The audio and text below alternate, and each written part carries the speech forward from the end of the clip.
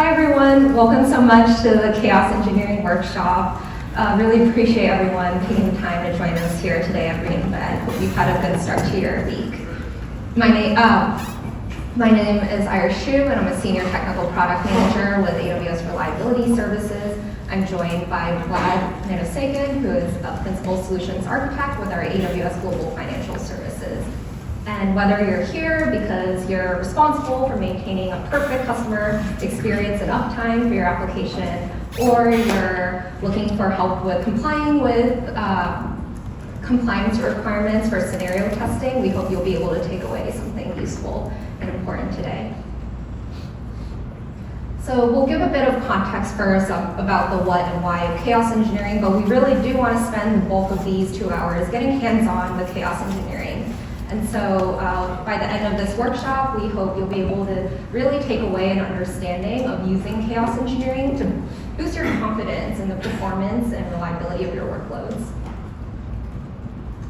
I just want to start with a simple question, which you'll probably hear in most of our resilience-related sessions, but how do we build systems that never fail? Can we do this? No. And that's correct, because so we cannot, because systems will eventually fail. And it's what happens when systems fail that matters, and that's why it's really important to build and architect and operate with resilience in mind to be prepared for those failures. We have this mental model for thinking about resilience, which is the ability of a workload to respond and recover to a disruption in service or infrastructure.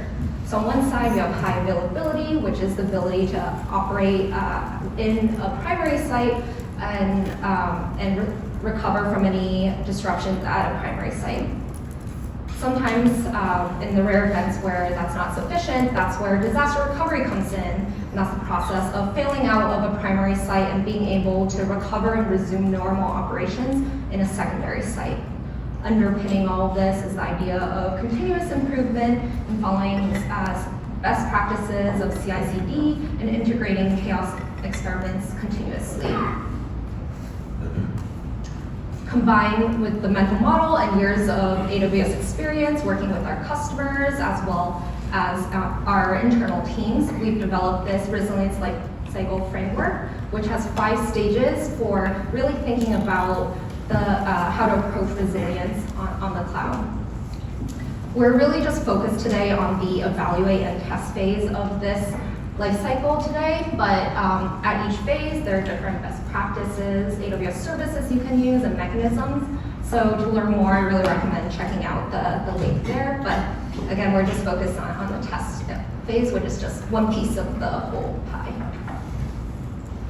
Now, why is this test phase important? Well, running chaos experiments is the process of stressing an application to observe how it responds and verifying whether or not your assumptions about that application response matches your initial hypothesis. Just a quick show of hands here. Who here is not super confident that they have the right observability and alarms in place to detect issues in an AC? And who here is unsure that their runbooks are fresh and up to date?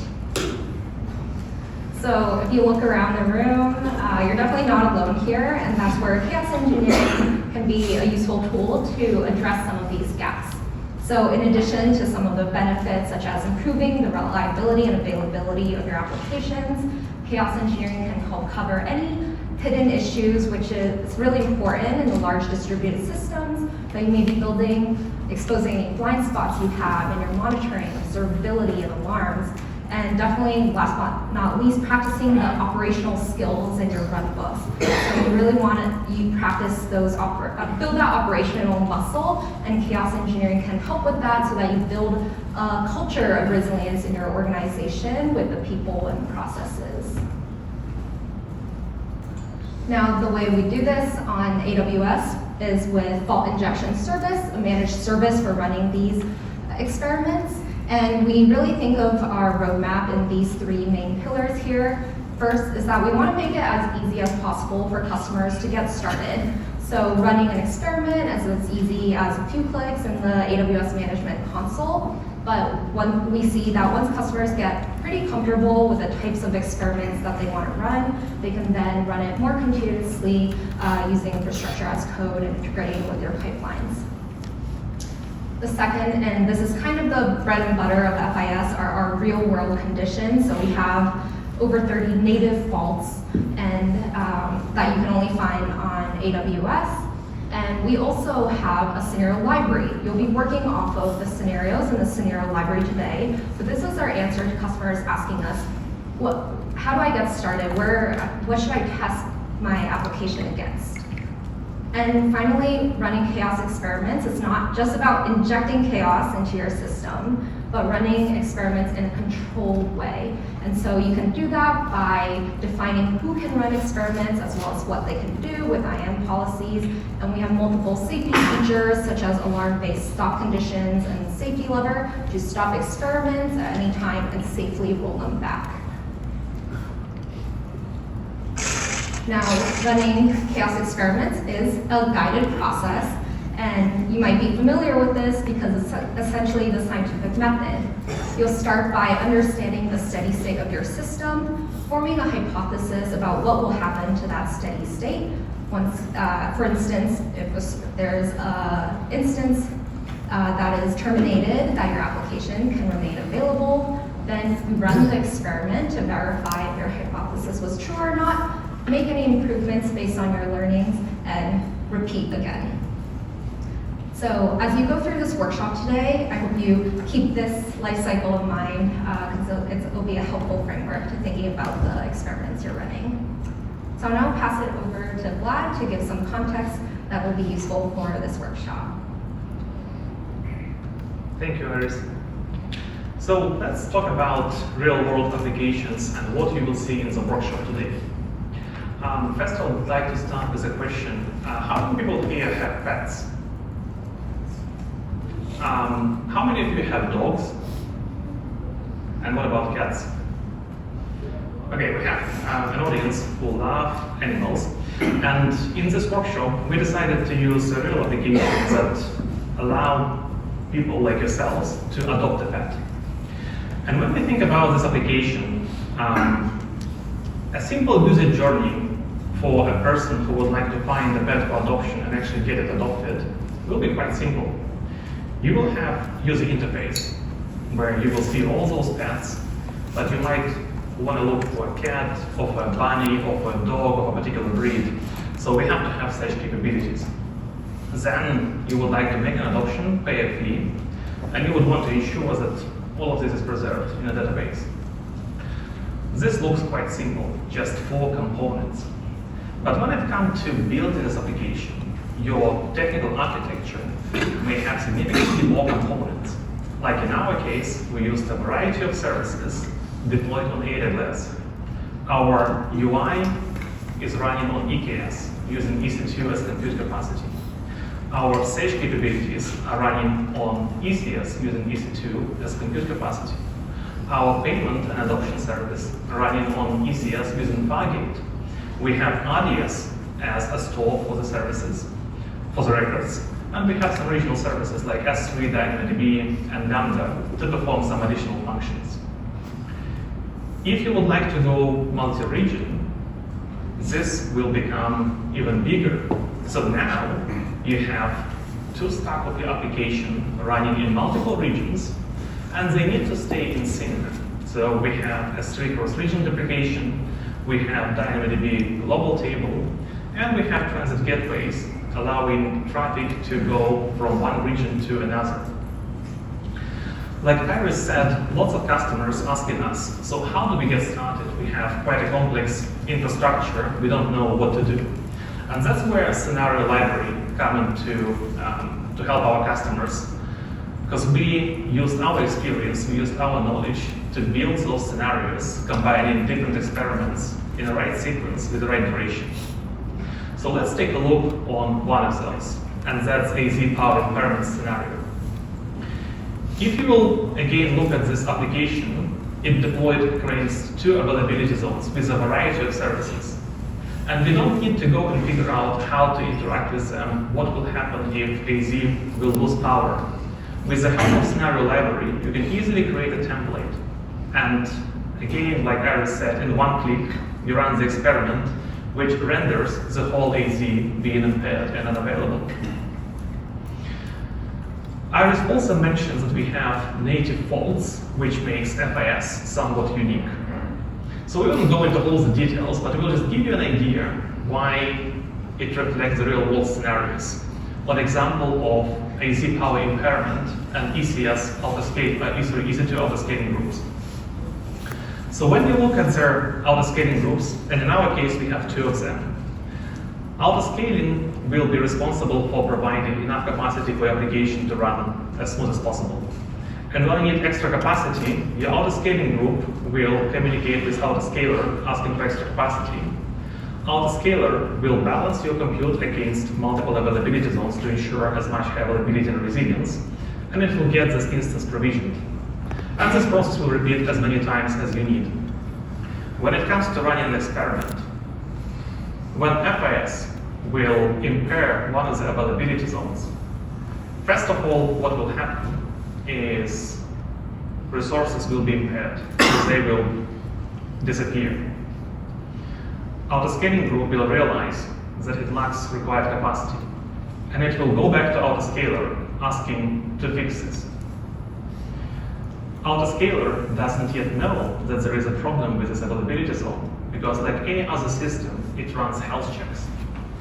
So the best thing that we'll try to do is, again, to balance this capacity and provision required EC2 instance in the impaired availability zone. But this will not happen because it's offline, there is no power, so you can't provision an instance. But it will still wait or like try to do its job as many times as it takes before the health checks will kick in, and then autoscaler will realize this zone is unhealthy, so I can't use it. And it will provision required capacity in the other availability zone. The other beauty of FIS is that once your experiment is over, you don't have to do anything. You don't have to preserve your state. You don't have to actually do anything. When experiment will be over, your application will return to the same state as it was before. Very similarly, when it comes to another scenario which we have, cross-region connectivity, when FIS impair your region, it essentially isolates this region from the rest of your infrastructure. Again, creation of the experiment is very simple. You go through scenario library, you create a template, and then you execute it. As part of the execution, FIS will break S3 cross-region replication, so your S3 bucket objects will not be replicated between two regions. Your DynamoDB table will stop replicating as well, and transit gateway will not be able to communicate with impaired region. Very easy to set up, very easy to run, and once again, it's based on our experience and understanding how all those services will behave. Once experiment will be finished, again, you don't have to preserve any configuration. FIS will do it for you. It will restore your services exactly to a state how they were before the experiment.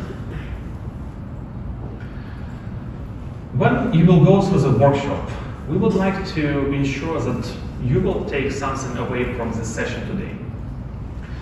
And as a takeaways that we would like you to consider would be proactivity in doing resilience testing with chaos engineering, experimenting, finding potential issues, and making sure that you make improvements on them.